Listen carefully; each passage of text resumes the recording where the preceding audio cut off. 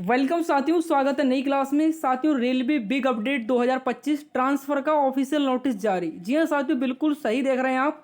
पूरी जिंदगी रोना पड़ेगा, फॉर्म भरने से पहले देख लो। देखिए साथियों, आप रेलवे में जॉब करते हैं या फिर अभी जो है आप रेलवे का कोई एग्जाम देने वाले हैं या फॉर्म फिल करने वाले हैं, चाहे आपका आरपीएफ कांस्टेबल हो, RPF SI, NTPC, group D, ALP, यानी कि रेलवे का कोई भी एग्जाम देना चाहते हैं, आप देने वाले हैं, तो उन सभी के लिए साथियों ये बहुत ही ऑफिशियल इंपॉर्टेंट नोटिस है। तो देखते हैं क्या अपडेट है यहाँ। देखिए साथियों, ये जो नोटिस है 16/4/2025 है। 16 अप्रैल को ये नोटिस दिया गया था द जनरल मैनेजर, यानी कि जो जोनल रेलवे हैं उन सभी के यहाँ पर जनरल मैनेजर को यहाँ पर दोस्तों नोटिस दिया गया है।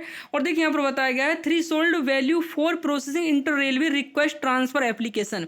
देखिए साथियों, यहाँ पर बताया गया है कि जो है आप एक जोन से दूसरे जोन में स्थानांतरण करने के लिए, यानी कि आप रिक्वेस्ट डालते हैं, तो हो सकता है कि आपकी रिक्वेस्ट का यहाँ पर दोस्तों फॉरवर्ड ना की जाए। देखिए नीचे आपको पूरी चीज़ें बताई गई हैं, तो क्लास में बने रहिए, एक एक पॉइंट में आपको बताऊंगा। देखिए साथियों, इन स्ट्रक्चर को हम ध्यान से समझेंगे। देखिए साथियों, यहाँ पर बताया गया है the competent authority would be able to process request for transfer, यानी साथियों आपके पास एनओसी भी है, लेकिन साथियों उसके बावजूद भी यहाँ पर आपका जो है ट्रांसफर फॉरवर्ड नहीं किया जाएगा, यानी कि जो आपकी रिक्वेस्ट है वो आगे फॉरवर्ड नहीं की जाएगी।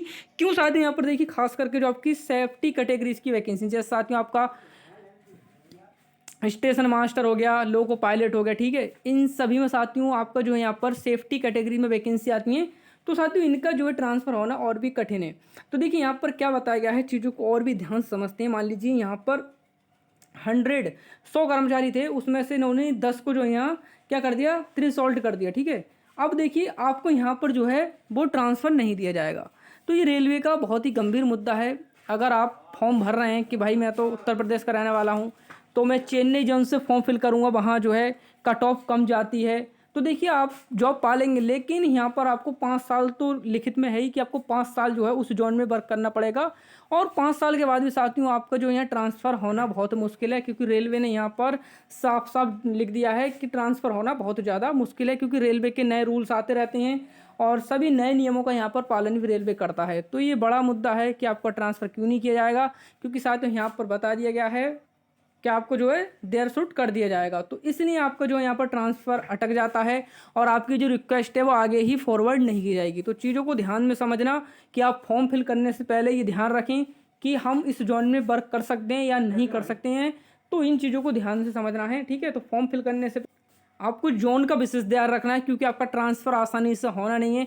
तो बस इस मुद्दे में न रहें कि हमारा तो भाई जॉब चाहिए, वैकेंसी कम है, ज़्यादा है वैकेंसी, सॉरी, या कट ऑफ कम जाता है, तो इसी जोन से फॉर्म क्लियर करेंगे जहाँ। तो अगर आप उस जोन में काम कर सकते हैं तो आप जोन का ध्यान रखें। तो मिलते हैं नेक्स्ट क्लास, साथ नए हैं तो चैनल को सब्सक्राइब कर लीजिए। Thank you for watch.